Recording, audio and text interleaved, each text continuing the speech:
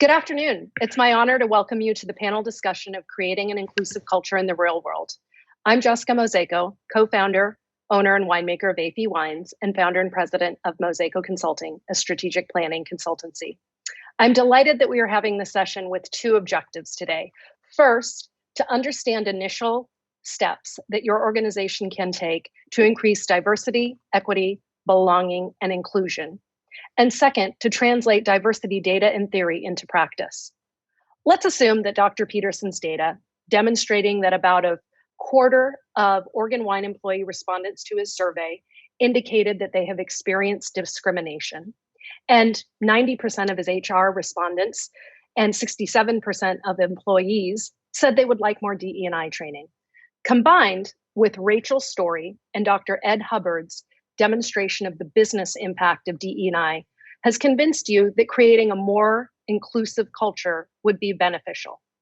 Now what? Where does an organization start? When we started the Diversity, Equity, Belonging, and Inclusion, or DEBI, task force of the Willamette Valley Wineries Association that I co-chair with Annie Schall of Raptor Ridge Winery, a reaction we frequently heard is, well, we'd like more diversity, but no diversity candidates apply to our job postings on Wine Jobs. Let me submit that hiring is not the place to start, but that focusing on your company culture is. If we build an inclusive company culture, we have the potential to foster greater belonging and engagement amongst our employees and guests as they become more diverse. Each one of us, whether you're the owner of a company or don't consider yourself a decision maker and wonder, what can I do about the company culture? We all co-create our company culture. So every one of us has the potential to shape the Oregon wine industry into a more inclusive place. We've assembled a wonderful panel for discussion to bring perspective from within and external to the Oregon wine industry. Dr. Myra Hubbard is the Vice President of Hubbard & Hubbard, an international organization and human performance consulting corporation established in 1987. She is also the founder and president of the organization's Tap In Human Self-Empowerment Institute. She's the author of several business and professional development books, such as Empowering Yourself to Embrace Change, and her current book, Tap In, Elevating Women's Self-Empowerment. She's also co-authoring Measuring the ROI Impact of ERGs and VRGs with Dr. Ed Hubbard. Michelle Leadham is a principal at Clinton Street Consulting, a coaching and consultancy practice that focuses on strategy and leadership development. She works across multiple industries, helping leaders of organizations understand where their policies, practices, and behaviors, as well as their own biases, are preventing them from achieving their goals. Lindsay Taylor has been with Columbia Distributing for over 6 years as Director of Corporate Communications, where she's focused primarily on media, legislative, and employee relations. This past year, she executive sponsored and co-led the development of Columbia's strategy to become a more diverse, equitable, and inclusive employer and community partner. Bill Sweat and his wife, Donna Morris, co-founded Winderly Vineyard and Winery in 2006.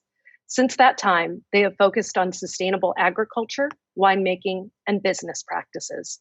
Winderly is Demeter certified biodynamic and was the fourth winery in the world to achieve B Corp certification for putting people and place before profit. Bill is also working with other industry leaders as a member of the Willamette Valley Wineries Association DEBI task force. First, Dr. Hubbard will share highlights of her research. Then Michelle and Lindsay will co-present, sharing their case study of Columbia's DE&I cultural transition, which represents a large-scale, enterprise-wide, 2-year ongoing project. So this is an example of a thorough, do-it-holistically inspiring case study of a wine business in Oregon. Bill will then share an example of where smaller wineries can start and his lessons learned. So without further ado, it is my honor to introduce Dr. Myra Hubbard. Okay.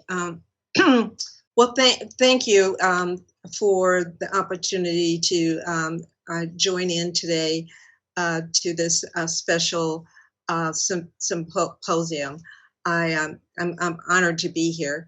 So, we only have a few minutes, so I'd really like to dive in and tell you how I got involved with, my interests in terms of diversity, equity, and inclusion. My personal story really was that you could see by the visual there that I worked in San Francisco in corporate America. And when I worked there, I had a manager that I really liked. And one day we were having lunch.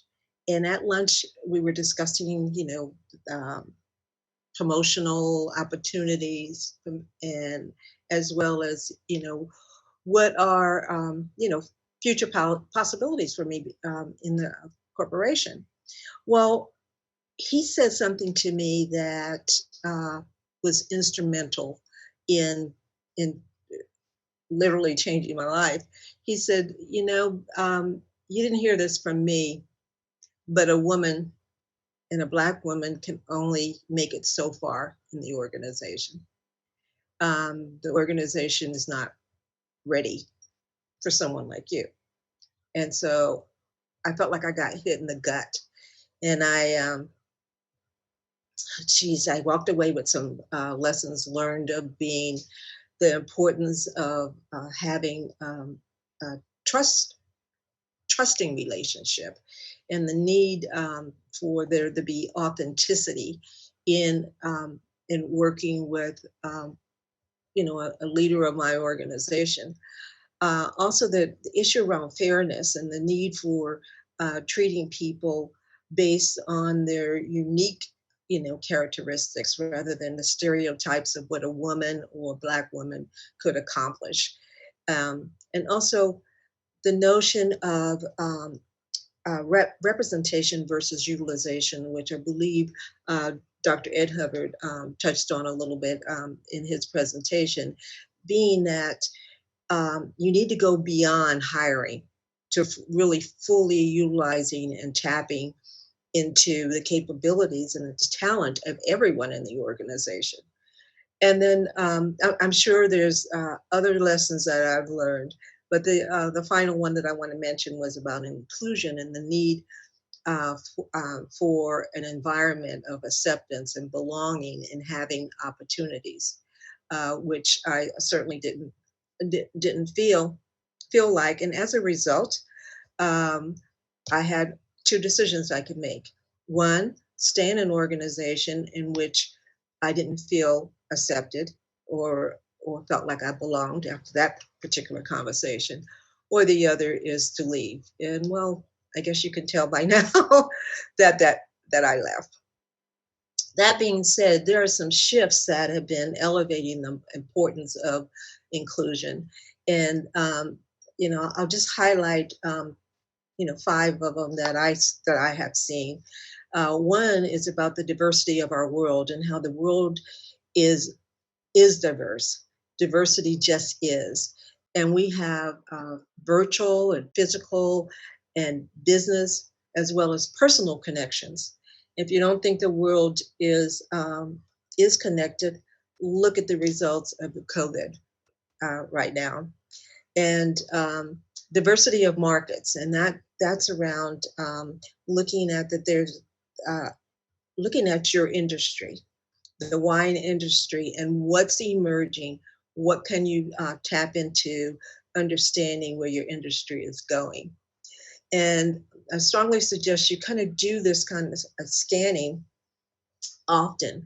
A third area that is shifting is our customer base and the demographics and expectations of our customers around the services and the products that they are looking for.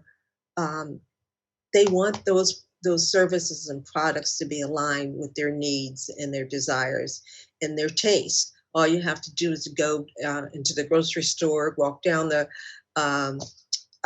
potato chip aisle, and you'll see that there are chili limon chips. You'll see jalapeno chips. You'll see wasabi nuts. So those are companies that are responding to the needs of those customers, the diverse customers. Also, there's diversity of thought, and that has to do with the different perspectives and the views and the ways of thinking in the those strategies are being used to generate ideas. And Harvard Business Review did a study and showed that the more diversity you have, the more tendency to have innovation.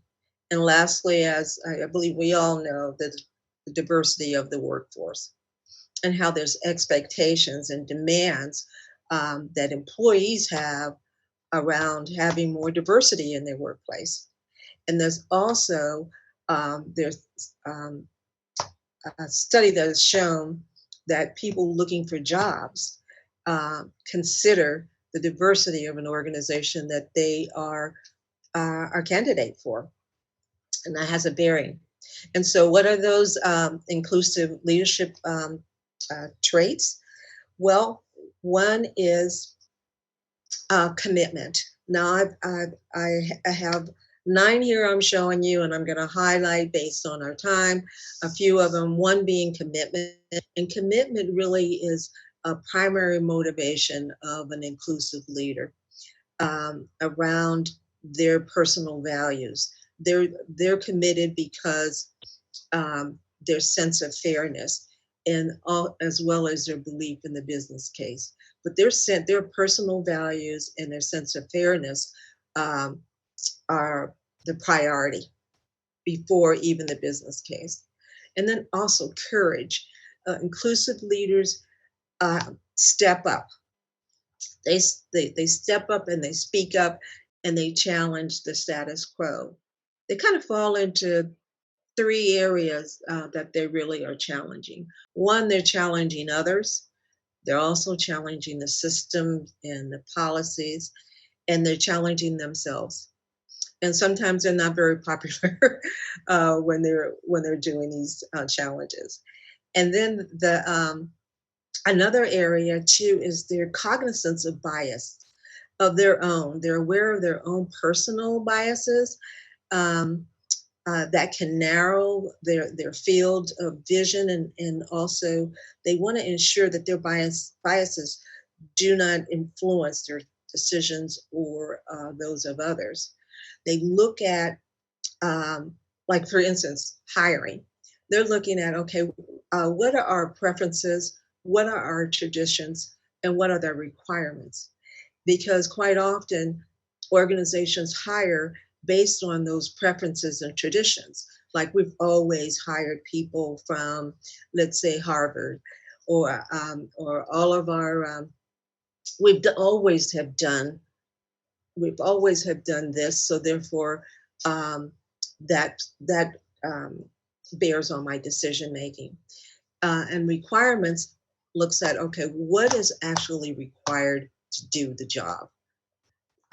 Is it a requirement that someone go to Harvard? Is it a requirement that someone had a certain degree? And so one of the things that I certainly want to leave you with is the fact that there is no such thing as failure, only feedback. You know, we could really learn some things from children. We can benefit from the fact that when they are learning, they don't give up. If they tried to walk once or twice and it didn't work, do they give up? No, they don't. So you have to learn to crawl, to stand, then walk when it comes to diversity and inclusion. And as Walt Disney said, everyone falls down, and getting back up is how you learn how to walk. Okay, great. Thank you. That was wonderful, Dr. Hubbard. I'm Michelle Leadham from Clinton Street Consulting, joined here today with Lindsay Taylor, who is one of my partners in crime in rolling out an inclusive culture DEI program at Columbia Distributing. We want to start with a video, but before we start, those of you familiar with Columbia Distributing, you may know that they're one of the top 5 largest employers in Oregon. But that said, anything that we're going over today could be scaled to size and is relevant for whether you're 2 people at a company, whether you're 5 people, whether you're 10. These are relevant steps to address. And Chris Stefanski, who's the CEO of Columbia Distributing, would say, we can't control the globe, we can't control the United States, we can't control Oregon, but we can take ownership of our 4 walls. So I think it's really important to know that those 4 walls, them being one of the top 5 largest private employers, puts a lot of pressure on small employers to also do their part. Because as we know, in the wine industry, it's really hard to find labor and talent as it is. So as these larger employers are making movement in this space and becoming the employer of choice, it asks for all of us to step up and do our part. So with that, I think it's important to show this video and hear from the team members who were impacted by this work over the last few years and how the climate and culture of the day-to-day changed at Columbia. To me, Columbia's DEI initiative is so powerful because as this huge team of 100 people worked together on our strategy over the last 6 months, which is literally defining the direction of our company for the next 5 years, the DEI message became just ingrained everywhere, all throughout the work. It's in our mission statement, it's in our core purpose, it's in our core values, it's in our success metrics. DEI isn't just a concept or a nice to have for Columbia. It's really an essential building block to reach our ambitions as an organization. And that is an extremely powerful message. Since rejoining the company in October, I've been so impressed at all of the work that's been done. Usually DEI initiatives are kind of in the responsibility of the HR team, but being back here, I've seen that it's everybody's responsibility. All employees and emerging leaders have participated to such a high degree in these really important initiatives, making people feel welcome, bringing awareness, working on subcommittees, looking at every aspect of our business as we weave this DEI culture into the fabric of who we are and how we work. It's been an amazing experience to be involved in this, and I know that in 2021 and beyond, we're just going to continue to grow in The this opportunity to partner and build relationships with people that I probably wouldn't have done in years past. I feel like we were ahead of the curve when we started this initiative and gave us the opportunity to have those difficult conversations feel and seem more normal. I see this going nowhere but up in 2021 and beyond. Wonderful. So where do we begin? Every client's a little different, but for those of you who saw the prior session, breaking the silence, Rachel shared a story about how in the moment in a tasting room, she was asked about her partner, and that in that moment, she made a decision about her bottom line, how it would impact her possibly by bringing more of her identity to work when they weren't having those conversations yet, and how it possibly can impact the winery she was at. And she chose to stay silent and be inauthentic to herself. And so as employers, we can't ask our employees to bring 100%, 150% of themselves to work and leave 50% of who they are at the door. So starting these conversations, normalizing these conversations, we talk about sex, we talk about race, so that racists and sexists aren't the ones having this conversation. We normalize these conversations. It's also important to talk about the why and explain the driver behind the work. We'll get to that a little bit in the next slide. And then data, analyzing disaggregated data. I see organizations do organizational assessments, and they may have figures like 90% or 80% in certain areas, but as they pull apart and look at different populations, some populations are reporting in at 20% while others are in the high 90s. And if you want to get improvement on those figures, you have to see the details behind that data. Also, we're looking for our employees to be referral sources. So if the employees that you're looking to recruit in greater numbers are not the ones providing referral bases, you're leaving talent at the door. I also want you to hear directly from Lindsay how they started this journey. So Lindsay, could you share a little bit about what kicked off the work for you all? I know conferences are an important space, so I really appreciate the Wine Symposium holding this space for us today. Thanks, Michelle. Yes, I'm happy to. It started in 2018 when a group of us women were actually encouraged to go to a women's leadership conference. Our industry on the whole is it's very white, it's very male. Columbia Distributing has 87%, is made up of 87% males of the 3,000 strong workforce. So our CEO really, saw the power of the leadership in the women and wanted us to increase our roles and increase our skills, and really look at ourselves personally and professionally. And then when we came back from that, he looked at us and said, okay, so now you have these, the new learnings, and have grown as leaders yourself. How can we now help seed the business with more of diversity, equity, and inclusion? And that was a big ask. We realized that we needed something and someone, specifically Michelle, to help come in and empower us and really help chart our path and give us kind of a North Star in where we go and how we go about doing it. Great. One of the important conversations that I typically have with clients at the beginning, so for those leading the work, and these are folks who are in charge of the budget, the resourcing, the day-to-day, creating what we started with at Columbia, which was our strategic planning team, is to talk about the approach. So if you have some misalignment on how you're approaching the work, having this conversation up front can avoid setbacks.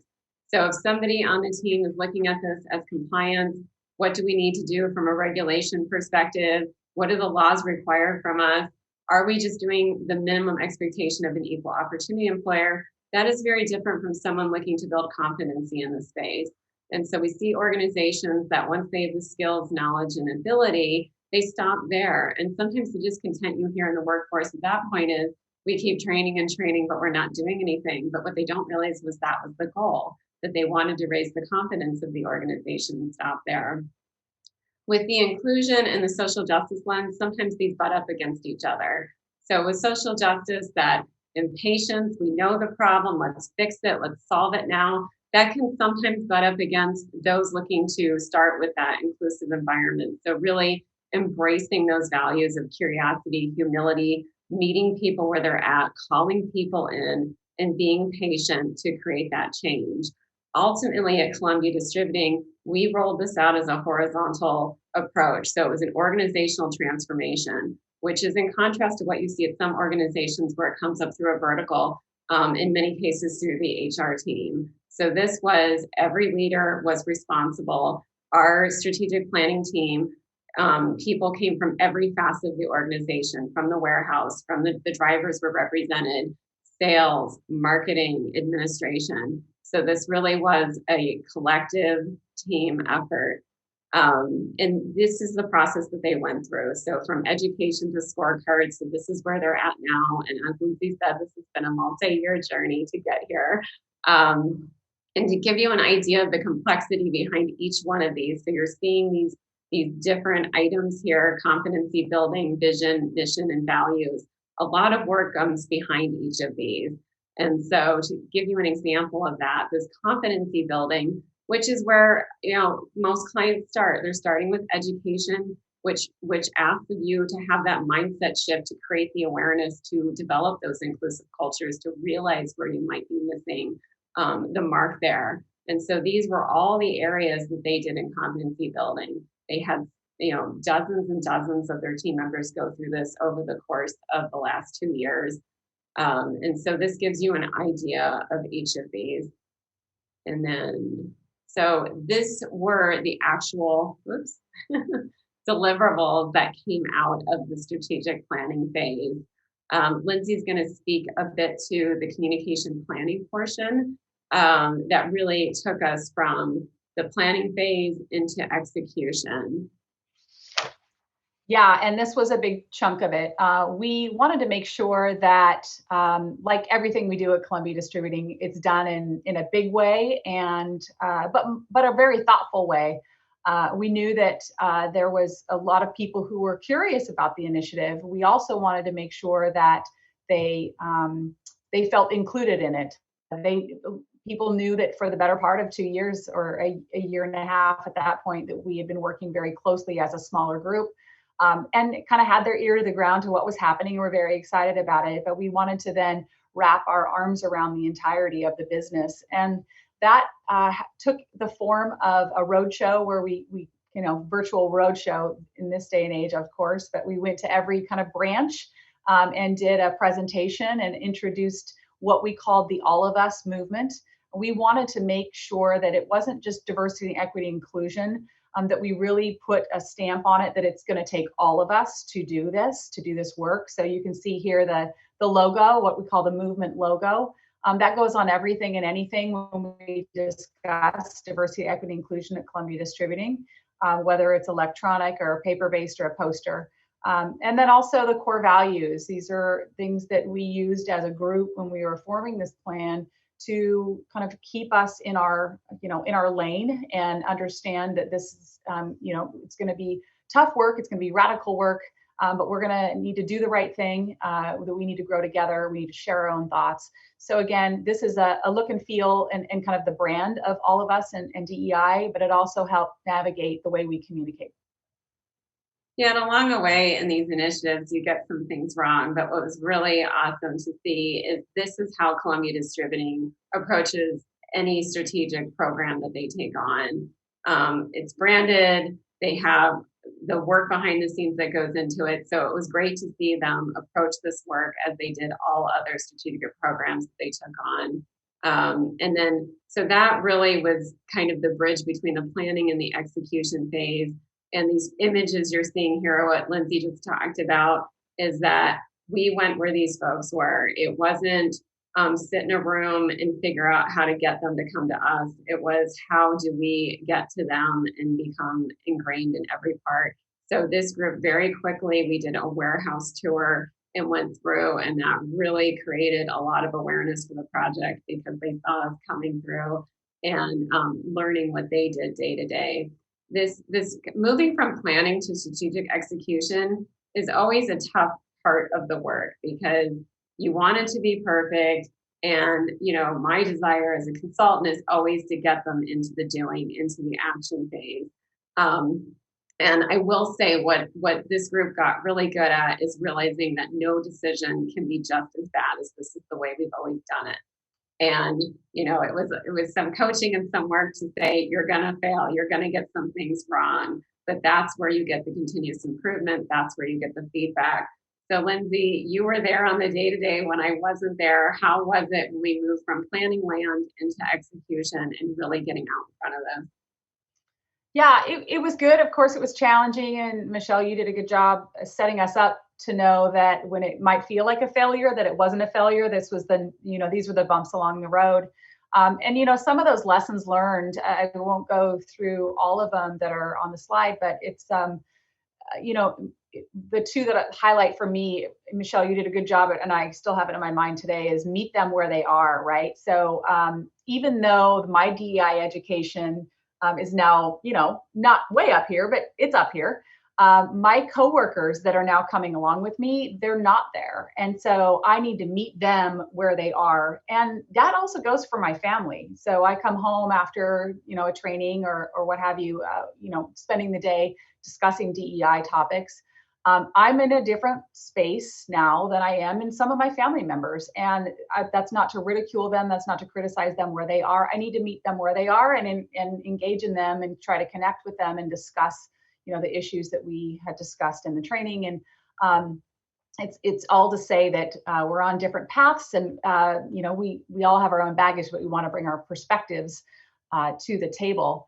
The other one is open the door for kind of a groundswell. And I know you mentioned this earlier, but after a while, again, people get super curious. And there is this tipping point where you've created this movement. And there's, again, this people kind of listening to what's happening and what, is trickling through the rumor mill that, Columbia is ready to announce the DEI movement and the work. But you don't want it to go over to the other end where it becomes kind of this exclusive instead of inclusive effort. So as much as you can, as much as we could, when we got out there, that's why we did the kind of branch to branch tours, even in light of COVID. It looked a lot different than it was supposed to. We all wanted to get on a bus and go branch by branch.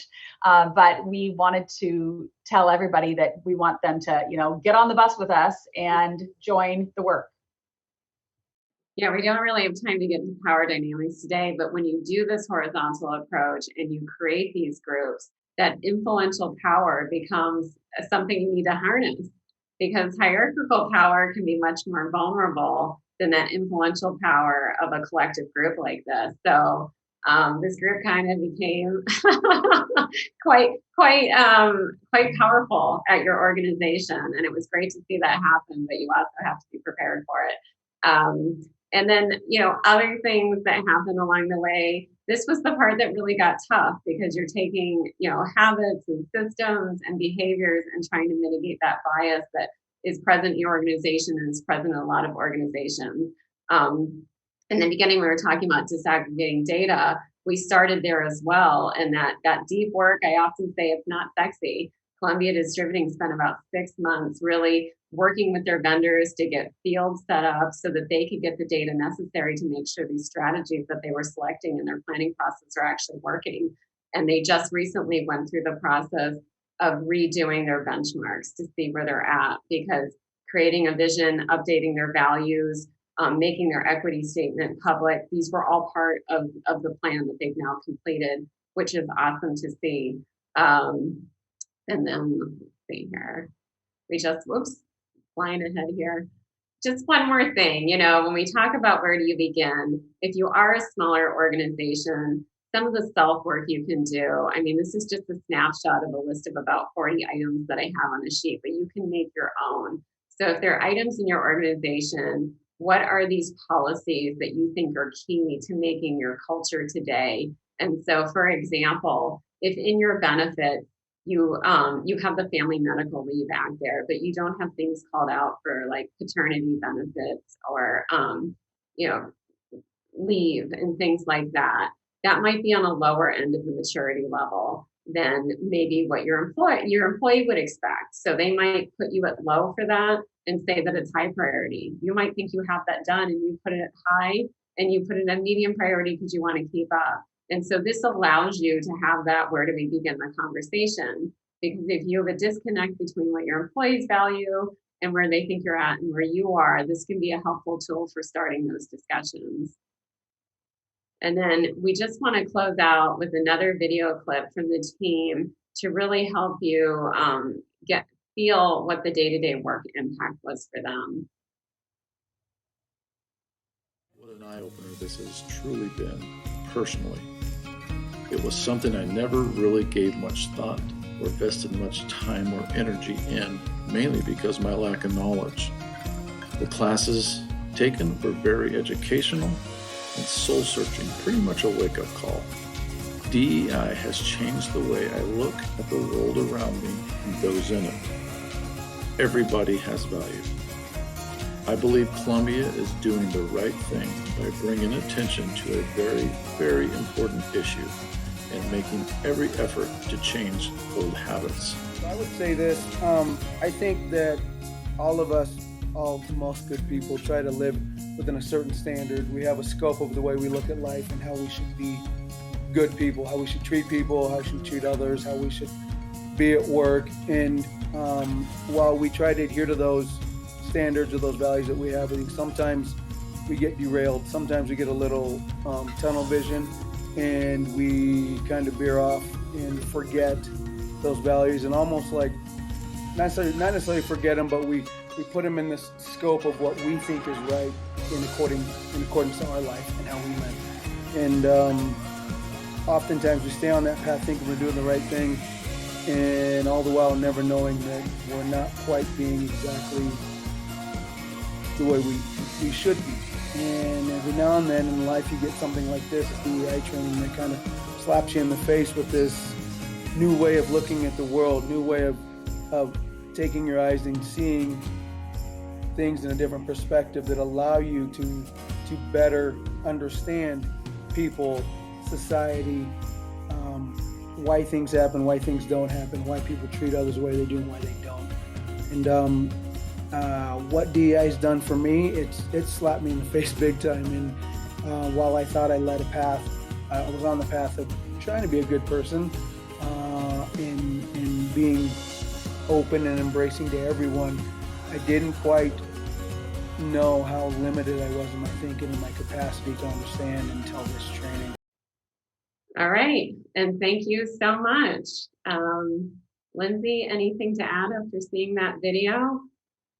No, other than it's very inspiring to me to know where we were and where we are now, in light of COVID, in light of the very nomadic, spread out workforce we have. Yeah, if we can do it, anyone can tackle this. Great, thank you. Thank you. Thank you very much, Michelle and Lindsay, and thank you to all of you who have chosen to join us here today. To start, I just want to say that I'm here today not because I have specialized expertise, so much as I'm here because I'm on the same path and starting from the same place as most of you. And I also don't want to mislead you. We do not do most of the things I'm going to talk about as well as I would like. Windley is a small company with 5 full-time employees, and we struggle with creating diversity in our small team. It's been a great source of frustration for us. I think we inadvertently figured out that by trying to hire a diverse workforce was in some ways putting the cart before the horse.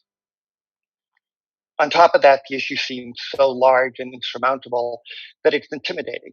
And because of that, we've taken a key message from former UN Ambassador Samantha Power, who, when confronted with an issue that's so big she wonders what she and her team could possibly do, concludes, surely I can do something. And in our case, I think surely we can do something. So if I were to reverse engineer what we've done at Winderly so far that I feel that is moving us forward, here's how I think of it. So first, start with yourself. Many of you recently watched the Silicon Valley Bank presentation on the state of the wine industry. A good amount of that conversation centered on how millennial customers differ from their predecessors. With apologies to Rob McMillan for possibly misconstruing his message, millennials, unlike my generation of baby boomers, do not want businesses to be anonymous and neutral. They want to know who you are and what you stand for. This is also a good place to start with your diversity efforts. Start by really thinking about who you are and what is important to you.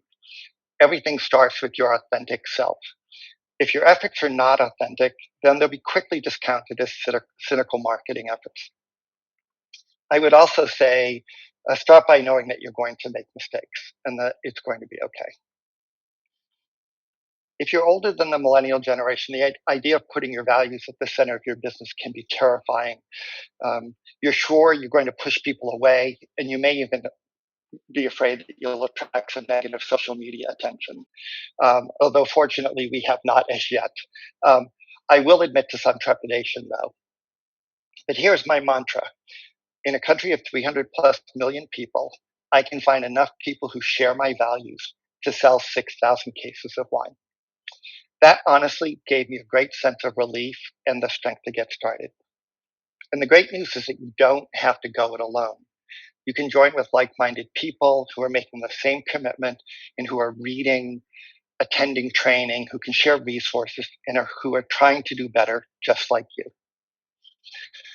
Philip Agnew, who is a surrogate for Bernie Sanders' campaign and who is now an organizer for Black Men Build, says, come as you are, grow as you go. So if you've gotten to the point where you feel like you've spent enough time thinking about what your values are, it may be time to turn to your company culture. Think about how you can apply your strong beliefs to your own company. So some of the questions you can ask is, do our hiring practices, compensation, benefits, and decision-making reflect who we are? And if not, we need to make changes to bring our policies and procedures and practices into alignment. If your existing team members don't feel that they work in an inclusive environment, it will be really hard to persuade anyone else that you are. And in addition, think about how many people your team members talk to every year, both at work and in their personal lives. The way they talk about their experience with you defines your company values more than you might imagine. And here's the thing I think that's going to be very hard in this section. I think it's important to be as vulnerable and as transparent as possible with your team. Ask them for help, tell them when you don't know something, and defer to their expertise. The next step to think about is how can you create an inclusive customer-facing culture? And this is an area where I personally struggled.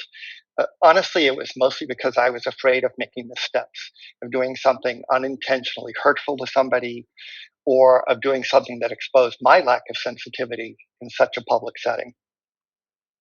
What I found is that you are being authentic and you've been working to make your own culture inclusive, your teammates won't let you make any big mistakes. And if you are being authentic, your mistakes will be forgiven. As Philip Agnew says, come as you are, grow as you go. In the area of creating an inclusive customer facing culture, I think signaling is really important. And there are two things that we did that I feel showed our intent. First, we put the inclusive American flag in our tasting room window. This is the flag that says, in our America, no human is illegal, Black Lives Matter, women's rights are human rights, etc. Honestly, given the hostility in the environment at the time, I was afraid somebody might throw a rock through our window. So far, that hasn't happened, but a lot of people have thanked us.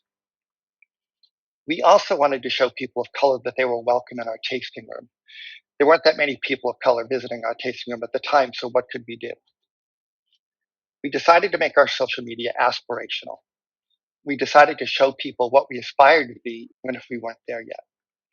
One of our teammates invited a group of her Latinx friends to come for a vineyard tour and lunch with wine and to be models. It was a very fun afternoon, and I was surprised at the end that several of them thanked us, not for lunch, but for representing them in our social media. Honestly, I felt that they had done so much for us, I couldn't imagine why they would thank us. We also have used stock photos in our social media. I remember having a conversation about this during one of our Willamette Valley Winery Association Diversity, Equity, Belonging, Inclusion Zoom meetings. People in the meeting didn't know that Winderly were doing this at the time. And in my memory, most people weren't in favor of doing it. I thought about whether I wanted to put myself out there by admitting Winderly was using stock photos and explaining why, that it was about being aspirational. I was afraid of being called out, but I jumped in anyway. I can't say that I persuaded everyone to my way of thinking, but I wasn't called out. And I do recall one person saying that perhaps as more businesses used photos with Black models, maybe more Black models would find work. I hope that's true. So while I can't draw a straight line from any of the things I'm talking about, and the fact that our tasting room is now visited by more people of color, I hope our efforts have made a difference. And it may just be a happy coincidence, but the emphasis is on the word happy. So now that we're getting a little bit of traction in these areas, I feel like maybe we can start to look at hiring more seriously. Hiring a diverse team is so difficult. And to be more specifically, we at Winderly have not been successful hiring Black and Indigenous people. That's on us. It's not enough to not discriminate. If most of the people who send us resumes from our favorite hiring sources are white, then our efforts to not discriminate will still produce a non-diverse workforce. Plus, if you're like my wife and me, white people of a certain age, you probably don't have a deep network of BIPOC wine industry professionals. And if you hire people once every couple of years, it can be difficult to keep a network together if candidates see that you don't have jobs very often. So I think this is an area where we need to work together as an industry. I may hire one new person this year, but our industry will hire hundreds or even thousands. And I think as an industry, we can develop a diverse group of candidates, and I will work with anybody who wants to help. In the meantime, we can look at the things that may be creating obstacles. Look at our position descriptions and job postings for things that may unintentionally be creating obstacles. Do we really need an experienced person for that job, or can we train them? Can we translate experience outside our industry to the traits we want for the person we hire? We need to be dismantling many of the things we do and rebuild them by looking through a new lens. I believe that we can build a more diverse, more inclusive community, and that our lives will be rich because of it. Thank you all so much for your time and for joining our session today. Thank you very much to all of the presenters. Wonderful information. What I'd like to do is ask a few questions that popped up for me as we were listening to these presentations. The first question to any panelist is, a lot of times we start with doing this internal work, but do you have any examples of how this can impact customers? I can take that one, Jessica, thanks. So we have a ways to go to really impact our customers or to see kind of a wide range impact. But I know that those who were closest to to the work have already started wondering and considering and actually taking a few actions on who we partner with as a vendor and a supplier. It's not necessarily the person who can get the job done fastest. It's not the person who necessarily has, the great the top quality, but also the top quality and who are the diverse candidates for this job out there. We had somebody pick some new signs for our buildings, and instead of going with a typical vendor that we might go with, there was really a lot more thoughtfulness that was put into the selection of that vendor itself. So that's just a little small example of what we hope to get out of this. We work with a lot of brewers. We work with a lot of people producing a lot of liquid, and we're going to take a look at who's producing that in addition to the quality of that liquid. That's a great example. Thank you, Lindsay. Any other examples, either from within the wine industry or external, that anyone wants to highlight? Yeah, great. Great question. I think we're still in the early stages of recognizing this. For me, I will say the fact that we're seeing more diversity in our tasting room feels very different to me. And we're in kind of a unique period right now, as Michelle was talking about earlier, COVID and fires and everything else that was going on. It's a very different kind of feel. But I do feel like in the Oregon wine industry, we're seeing different customers than we were seeing a year or so ago. And I think that's a great opportunity for us. Excellent. Thank you, Bill. This next question is for Michelle. Michelle, I can imagine when you come into an organization, there's a great deal of energy regarding this project of working on DE&I. However, that has to be balanced with the overall ongoing business that your clients face, whether it's dealing with the pandemic and how that affects their business or the fires. What do you think what have you seen in terms of balancing an initiative versus integrating it in with their ongoing business? Well, for Columbia, I just want to give them a shout out because as you may have noticed in the pictures, we had the warehouse and the first one was pre-COVID and everybody was together and then we had them social distance. So even with that, they still were going out to where the folks were doing the day-to-day work. So regardless of the riots going on in our area or the protests, the fires, COVID, this work kept going. And I think there's really a push to have measurable results, which we did. We did benchmarking, we did surveys. They're in the process of doing that again. But some of it isn't just in the hard numbers. Some of it is in getting letters like I got, like the CEO got, like Lindsay got that said, a year ago, I dreaded coming to work. I didn't know if I wanted to work here. Now I can't imagine working anywhere else. So when I talk about the day-to-day climate shift and the culture shift, as we know within big organizations, you can have pop-up culture, which is maybe something that you don't want. And so now it's a more consistent culture across the company. And so the progress is measured through the volume of positive letters received across the board and also in the measurable results. So Columbia was looking at things like the average tenure broken up by population. They were looking at average turnover by population, so by race, by gender. And so we know the average days of tenure for women who work there. We know the average days of tenure for Black people who work there. We know the average days to promotion for those populations of people. So now that data, that you can access it, we know where it is a year from now. And so so when employees are saying, oh my gosh, I can't imagine working anywhere else, that is going to translate into higher tenure numbers for those populations as well. So super pleased to see that. That's great. Thank you. Bill and Lindsay, what do you wish you would have known when you started this work? I think, for me, and I alluded to it in my remarks earlier, just that maybe starting with trying to hire Black and Indigenous people was not the place to start, and that we had a lot of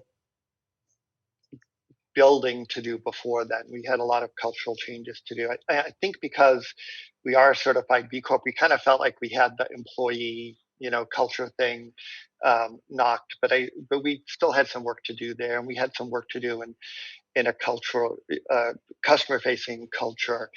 I will say it's still hard, honestly, to try to hire a diverse workforce. I think I have a better idea of how we might do it now, but as I said, it's going to take an industry effort for us to make real progress on this. And Dr. Hubbard and Michelle, you have both worked with many organizations. You've seen this happen many times. What are some common pitfalls or mistakes that you see companies taking when they undertake this work? Well, Michelle, I'll take it first, huh? One key one that we certainly have seen is that there's a tendency for organizations to see diversity as separate, and what we strongly suggest is that an organization starts with what are their strategic business objectives. And then you go from their strategic business objectives to what are your diversity objectives that are going to support those business objectives. And then you go into your metrics and your initiatives, and and how those initiatives are added. So the key stumbling block or pitfall that I see is not making that alignment and connection and that direct line of sight. Yeah, and one thing I think it's important to remember that Oregon is not diverse by design. And so it is going to take redesign. So some of the pitfalls are, just be unapologetic about that redesign process. And so when you're getting feedback, you're going to have to get comfortable with being uncomfortable. I know even as a consultant, there were things when working with Columbia Distributing that they didn't always like. And so it took a willingness for them to be uncomfortable, as well as me being uncomfortable with them being discontent sometimes with the process. And I had to sit with that too. But we always trusted each other to get the work done. But that redesign process is really tough if you're committed to the work. So there is an uphill battle here. And because I think it's important for when we talk about inclusive cultures, you can have inclusion and you can have equity without diversity. So if your state is not diverse by design, there is an effort to recruit that diversity in. So don't just stop at inclusive cultures. Well, and that's an excellent point, Michelle, because diversity is larger than race and gender. Mm-hmm. Yeah, excellent point. Thank you.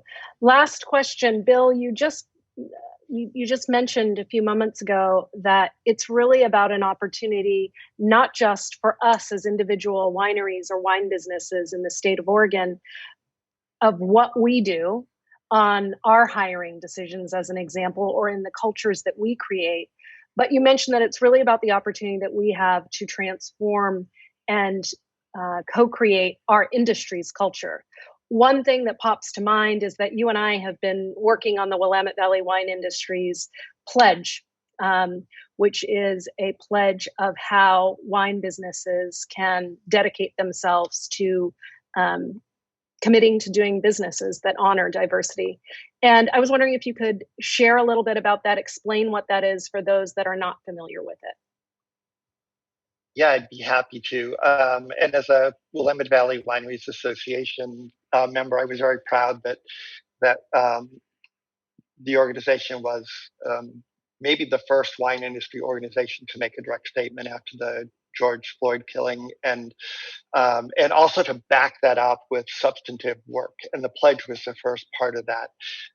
And what it does is it gives winery principals and owners an opportunity to make a commitment to doing certain types of things in order to move their own businesses and the industry forward. So to create a more diverse workforce and management team, to present representative marketing and advertising in our media, to seek out and consider suppliers owned or operated by underrepresented communities, to work together, make sure we share our own experiences and what we've learned with one another, to learn together. And as you said, you and I have the pleasure to work together on that with Danny Scholl. And we're learning a lot as we go. I will make a small pitch before closing just to say that we're a small group and there is a lot of work to be done. So we are fully in the business of accepting volunteers.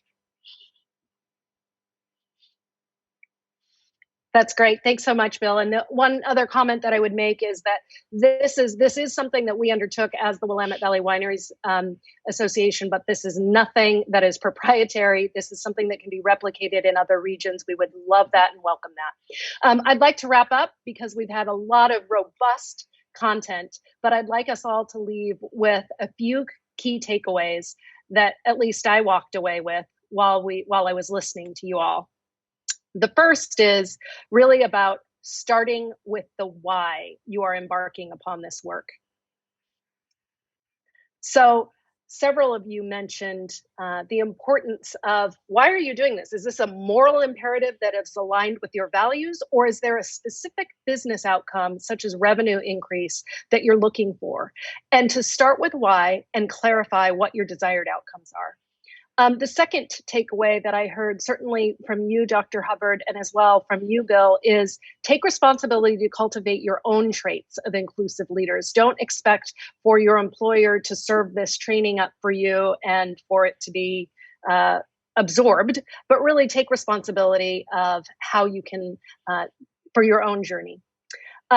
And then I think, Dr. Hubbard, you just said this, DEI is not standalone, but must be tied to an organization's strategic plan and business objectives, and it must be integrated.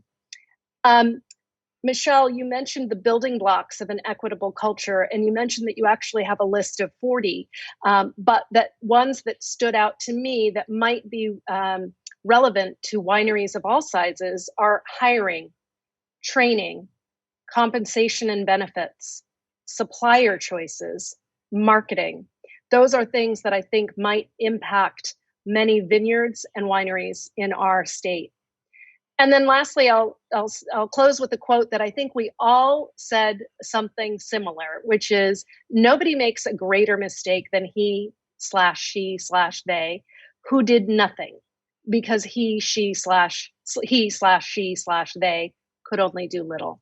So I think that just says, let's start by doing something. And then last, what does this mean? What can you do? And what are some resources that could help? Number one, help us collect regional data. Michelle said this, Dr. Ed Hubbard indicated the importance of starting with real data. And you heard in Dr. Peterson's presentation that we didn't have a lot of responses to the first survey. So here's what we need. We urgently need a comprehensive data set that, quite frankly, many of us small vineyards or wineries may not have the resources to pool and collect. We have to collect this on a regional basis. So I would highly encourage all of us to please reply to industry survey requests next time you get Jeff's request, so that we have a starting point and we can assess progress. That will also allow us all to benchmark our own businesses against this data.